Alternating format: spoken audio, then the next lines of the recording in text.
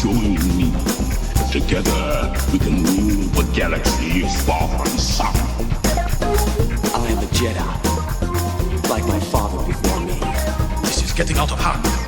Now there are two of them.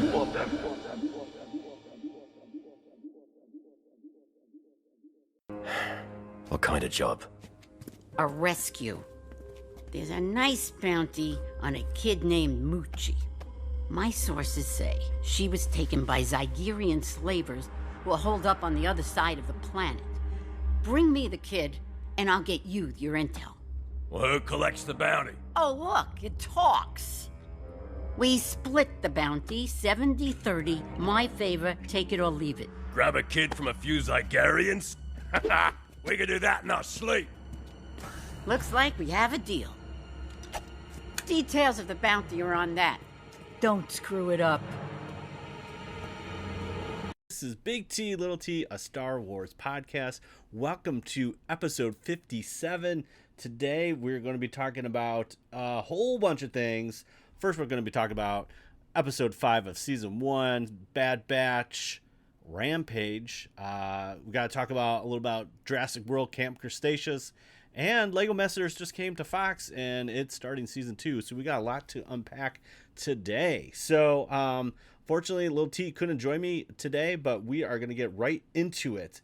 So, Memorial Day weekend was this past weekend, so I hope everyone had a great Memorial Day weekend. And as well, thank you to all the many people that have served our country for our freedoms. We really appreciate that, and did a lot of yard work, man. It was crazy. So we're building a garden kind of thing and started doing a bunch of stuff and hauled a bunch of dirt and a bunch of mulch, and we just got more mulch and dirt delivered today, so we're constantly fixing up the backyard, but it's fun.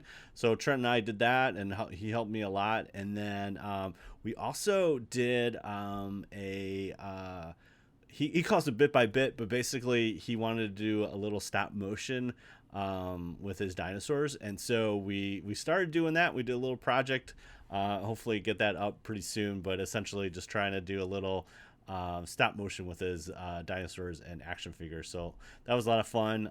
He got to understand what it takes to do that, and it's a lot of patience. And so I have more and more appreciation for all the stop motion, and especially Empire with the AT-ATs. I just still can't believe that's all stop motion. But we had fun doing that, and probably took like 200 pictures for like 8 seconds of film. But it was a lot of fun, and should be posting that very soon. But we got other things going on. Lego Masters just came to Fox. If you're not familiar with that, it's essentially getting the best of the best in Lego Masters, and they have a show, and Will Arnett is the co-host or the host, and then he has Jamie and Amy that are like these brick masters from Lego that help kind of judge everything, and it's very cool. The season premiere was tonight or Tuesday, June the 1st, and so it was the theme was dream parks, and so they did like these kind of dream park like it's almost kind of like what we call it, a parade, and you would just like, okay, here's the best things you got to do for your parade, and so they had to come up with these floats, and so it was kind of cool just seeing all that crazy stuff, which was fantastic. But yeah, it was the Lego City Parade, which was the first season, which was a lot of fun, and got to meet all the contestants. And there's a great group, a lot of different people. But yeah, it was a lot of fun watching that. And always, I think that the cool thing about Lego is that there's always imagination going on, and you could do anything. And they have like 5 million bricks at their disposal, so there's a lot of great stuff there. So we're super excited for that to come back. I think it's going to be like 10 episodes maybe, I'm not really sure, but yeah, it looks really cool. Again, no one was eliminated. There's 12 teams, 12 couples of brother, sister, husband, wife, father, son, all this kind of stuff. So kind of cool, different combinations, and looking to see what they can build. So yeah, that's a lot of fun, and we really enjoy that as a family. Next up is Okay, so last week we talked about Camp Cretaceous, and so if you're not watching Netflix, the new Netflix show of Jurassic World Camp Cretaceous, you are definitely missing out. It is amazing. It is a kids program, but essentially it is the best thing ever, and I really just enjoy everything that it is doing. And yeah, it is super super cool. And so we talked about that last week. We stopped only obviously with Netflix show they give you the whole all the episodes, and so we did the first four. And it took great control to stop there, and so we reviewed that last week. So if you haven't catch out that, but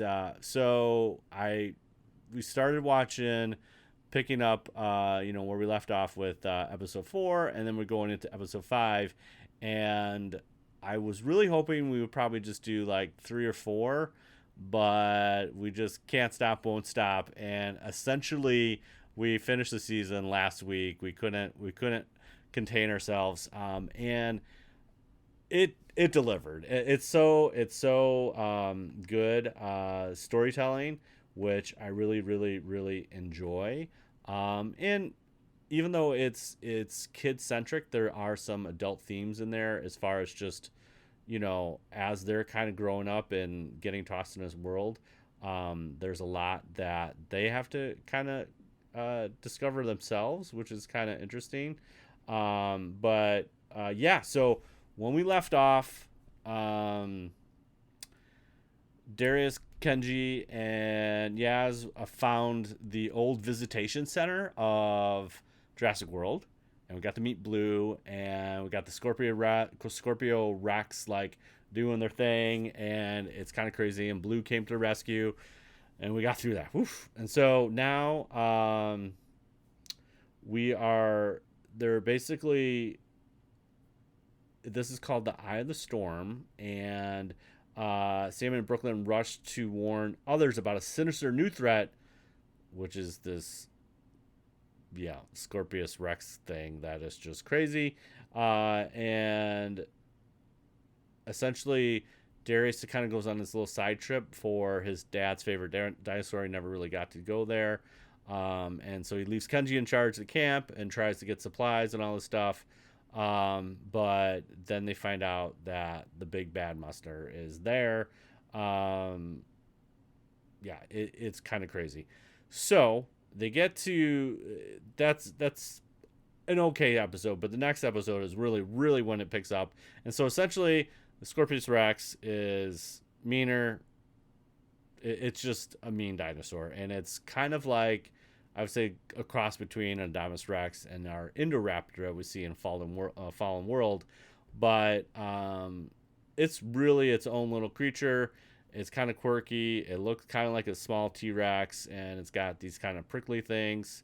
And it's kind of creepy. And so they essentially set up the camp with electro-type fence. It actually attracts the dinosaur, and they don't know what to do. In the midst of the battle, so in the midst of the battle, essentially, Sammy gets hit by like a needle, and like on her side, and she is poisoned, and it's all this crazy stuff. And so Yaz has to go back to the lab to get the antidote, to find the antidote, because it's crazy. And this is a really powerful episode. Essentially, Sammy is essentially dying, and Yaz is reflecting on their time at the camp and how Sammy never gave up on her, and so Yaz is not going to give up on her. And of course, one of the dinosaurs, the Scorpius Rex, shows up, and it's kind of crazy. She reaches back, gets back in there, finally gets the antidote, and it's pretty intense, and that's called the long run. And then 7 is a shock to the system, and so they have to get to the boat. The boat's still in play, but then Ben kind of disappears, and so when he left the first time, he was scared. He was mad that he was miffed that Bumpy left him, or he left Bumpy, And so he wants to stay back. And Darius is like, no, you're coming with us. And there's this kind of fight, not really a fight, but essentially Darius is like, hey, you got to come back with us. And Ben doesn't want to. And actually Darius almost falls, but Ben comes and saves him. And then he's like, okay, well, if that's your decision, I respect that, but you got to tell everybody else. So pretty cool. Pretty cool episode. Kind of, again, like these kind of adult things about friendships and trying to understand what Ben wants. And so, yeah. So there's obviously now they're trying to escape from the island, and yeah, he essentially, this one is crazy. He is trying to, they're all trying to get back, get to the boat, figure out what to do.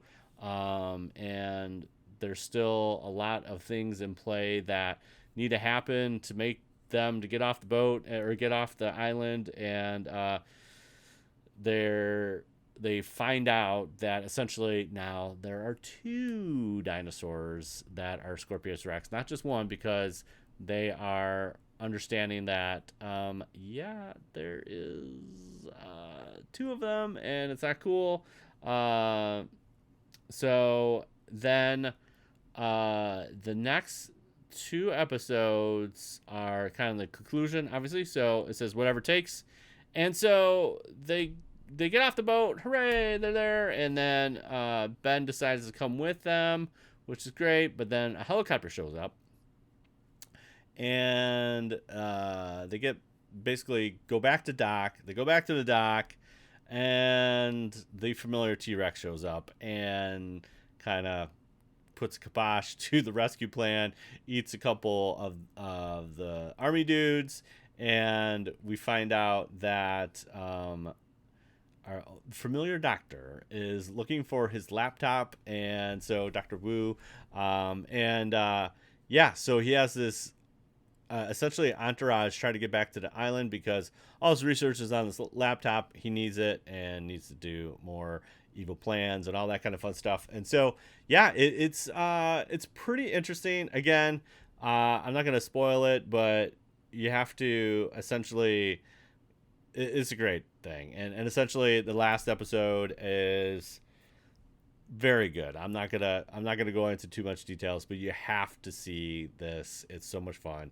I really enjoyed it. Trent and I just ate it up. So yeah, we watched the first 4 and then we had to get through the 6, and it was just fantastic. So check, if you haven't done it, check it out. Camp Cretaceous. It's so cool. Okay, so we are talking about Bad Batch. And so Bad Batch is now on episode 5, and which is really cool about Bad Batch is that it is we're following our rogue clone troopers here, and now they're on the run. And so if you're not caught up, essentially they're on the run. They have limited supplies. And they're finding out that even though the galaxy is a very big place, the Empire is already kind of reaching its grasp around the galaxy. And the first thing is this chain code initiative, which essentially is making sure that the chain codes are essentially identification number for the Empire. And so we have that going on, which is putting the constraints on essentially people to freely roam the galaxy and saying, hey, you're registered, this is what planet you're from, this is where you live, all this kind of stuff.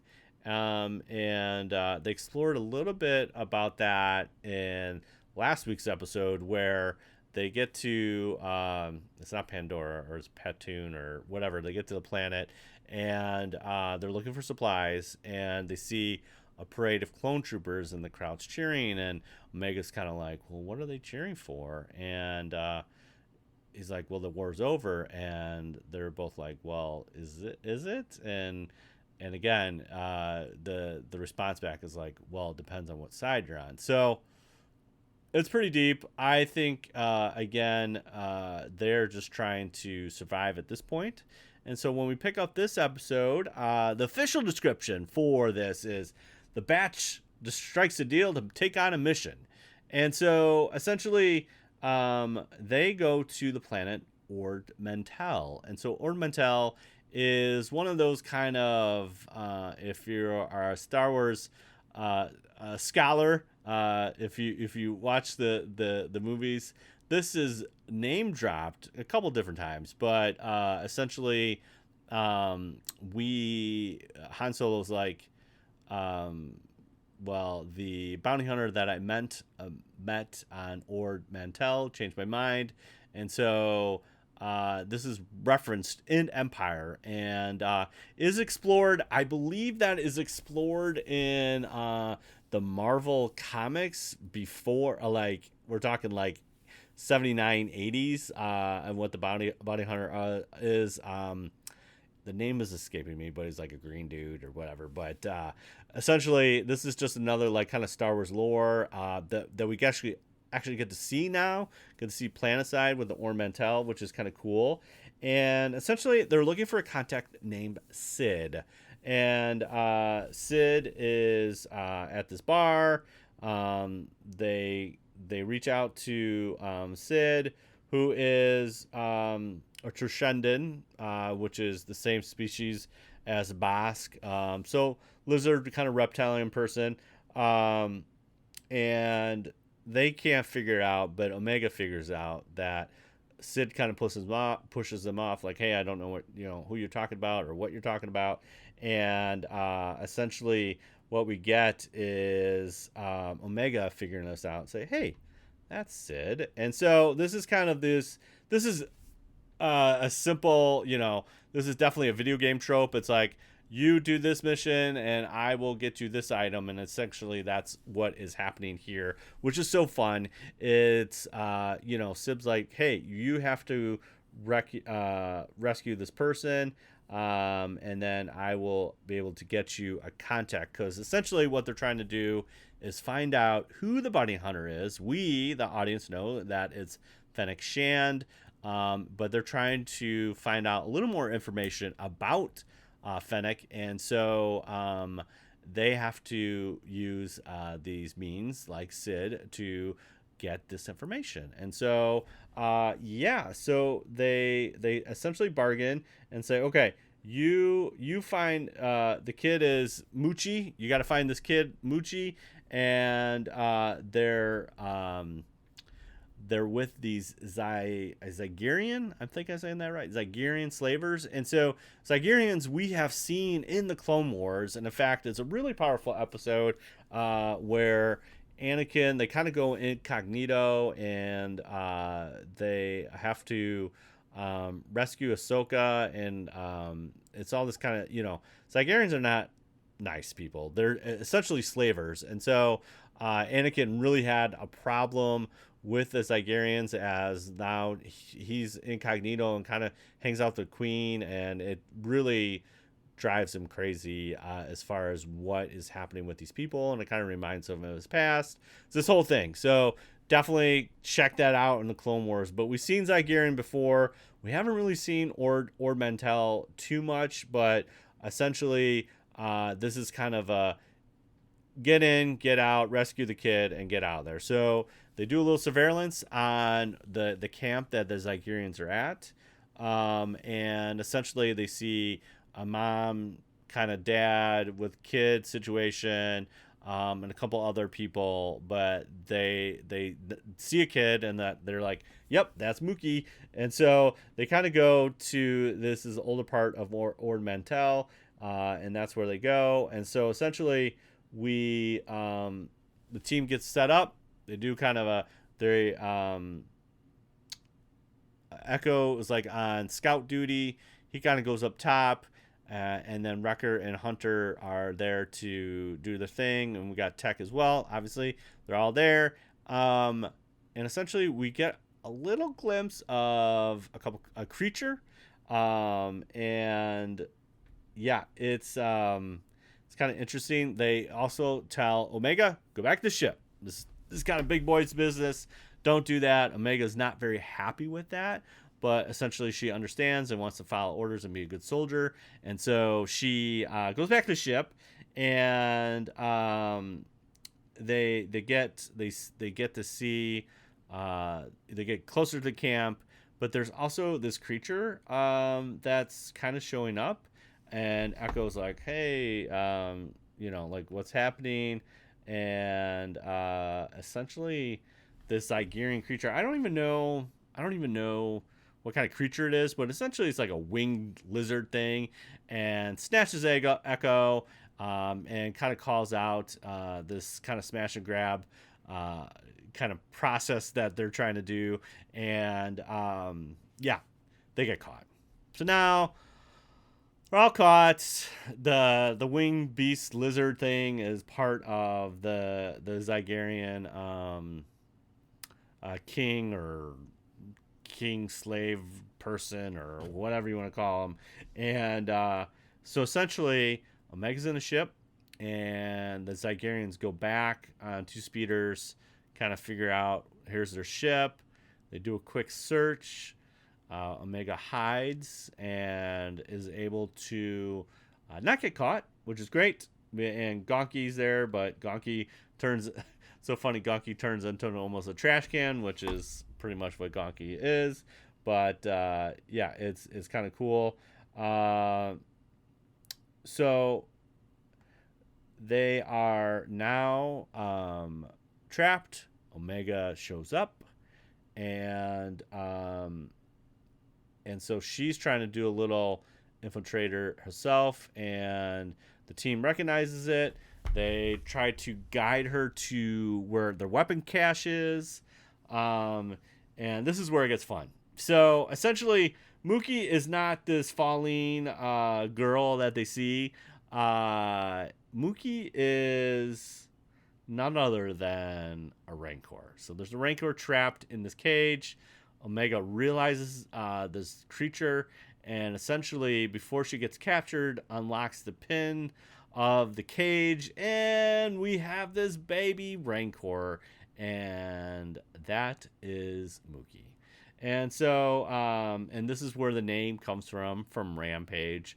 Also, not to be confused with the movie with The Rock or the video game Rampage, but essentially, the Rancor, the baby Rancor, goes on a little tear. He's probably 6 something, probably 7 foot. So he's a small little guy, but essentially packs a punch. And wreaks havoc on the Zygerians and does all his little things as a Rancor would do, jumping and slashing and biting the Zygerian beast and all this kind of stuff. The clones are a good Bad Batch gets their tech.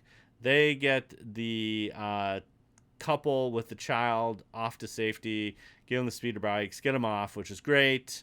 But now they have to control the area.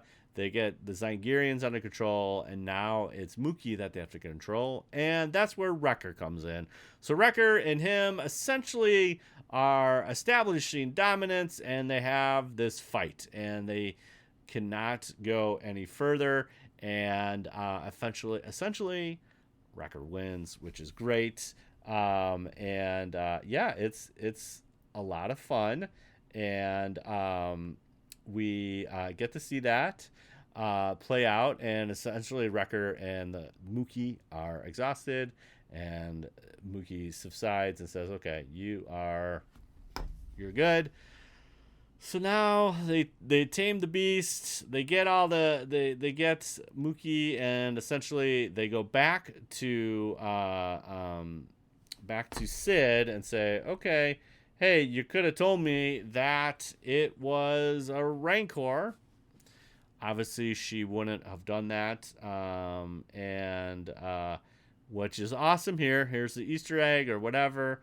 The client who put out this bounty or request is none other than Bib Fortuna. Bib, we have seen Bib before, and that is obviously Jabba's right hand man. I think they call him like a Mojo Dodo or a Mojo. I don't know. It's some Star Wars name again. I'm not sure, but essentially, Bib Fortuna is happy because, this actually replaces the other Rancor that a certain Jedi, Luke Skywalker, took out. And so Jabba is going to be really happy with Muchi. And so Muchi is reunited with Bib Fortuna. And we got to see 2 more Gamorrean guards. We love our piggy guards.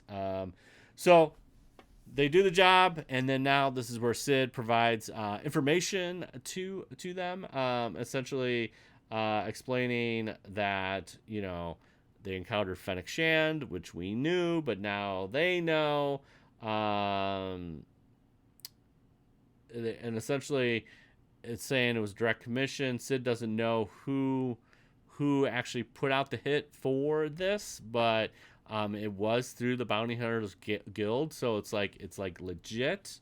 So here's where it's kind of interesting, where Sid kind of plays both sides in a sense. It's like it wouldn't be interesting if why we have these clones run around that are not part of the Empire.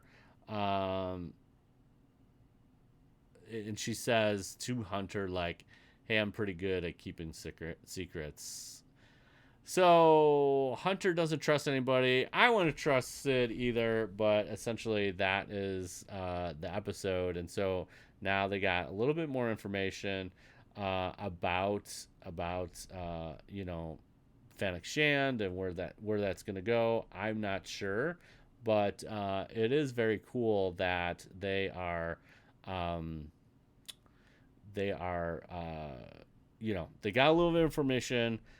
Now they're going to go, I think, continue to try to find out a little bit more about Fennec in this next episode. But the highlight of this whole episode is really Muchi and the Bib Fortuna thing. It's a nice little touch to see that the Rancor pit won't be alone much longer, because now we have Muchi, that is this little cute Rancor that's going to turn into a terrifying monster. No big deal. So that's pretty cool. But there you have it. That is Bad Batch. Again, we're almost halfway there to season 1, which is great. I think these episodes are definitely self-contained, but they are providing a little bit more of a story. I'm hoping we get back to a little bit more some Imperial stuff that was pretty heavy in the first 1 or 2 episodes. There's one thread that is still continuous, or 2 threads really.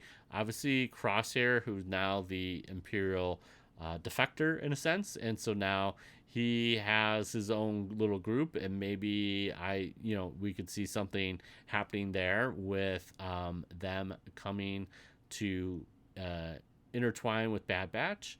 The other little, there's 3, maybe 4, maybe 5, I don't know. But the 3 big themes are Crosshair. Second theme is obviously Omega. What is her purpose, and why was she cloned, and who was she cloned from, and why is she so inquisitive? That's definitely a big thing, kind of finding out the origin of Omega. And the third thing, which is very subtle, is that in 2 episodes ago, when they crash landed on the moon, Wrecker bumped his head, and he's been complaining of headaches since that point. I'm thinking, a little conspiracy theory, not too huge of a leap, but I'm thinking the inhibitor chip comes into play here. Either that Wrecker turns on the group as well, or they have to get them out, and maybe that's where Rex comes in and kind of helps them out, get the inhibitor chips out. That is something that Rex is very familiar with, and obviously what we just saw in Clone Wars Season 7. So I really hope that does kind of play out and we get to see that. Again, obviously I don't want to see Wrecker go on bad, but it's something that they've slowly kind of shown, and I'm hoping that does have a payoff in this series. So there you have it. That was episode 5, Bad Batch Rampage. So yeah, again, I'm really looking forward to see how those themes kind of play out. So super excited for that. And there you have it. That's another week of Bad Batch. So appreciate you listening to another episode 57. Yeah, and again, this is Big T Little T, Star Wars podcast, and you can find us on the socials. Big T Little T podcast on Instagram. On Twitter, it's BLILT podcast. And then we're on Twitch, twitch.tv /Big T Little T. Catch us there. We got stickers. Yes, we have some stickers. So if you give us a 5-star rating on Apple Podcast and share that on the old socials, and we'll read it on an upcoming episode. We'd love to give you a sticker. Also, you can email us, Big T Little T. That's LILT podcast @gmail.com. Drop us a note.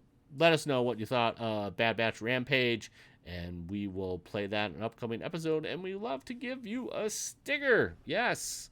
So we have that, and next week, episode 6, Bad Batch. Interested to see, again, how this progresses. I kind of like going to planet to planet. It's kind of cool. I hope we see some new planets. I hope we visit some old planets. Like I said, Ord Mantell, I'm pretty sure it's probably been on a video game, but this is the first time we kind of seen it more in an animation sense. I believe we saw that in that the cartoon Forces of Destinies. I believe that was also featured there. And like I said, it was kind of filled out a little bit in the comics, but there's been multiple sources, but it's kind of cool to revisit these, in a newer sense. So love seeing that. Hope we get to do a little bit more planet hopping as well, just so we can get to see more of the Star Wars universe. It's very cool. So there you have it. And we always end our episodes. Truly wonderful. The mind of the child is. And may the Force be with you always. Bye. See you later.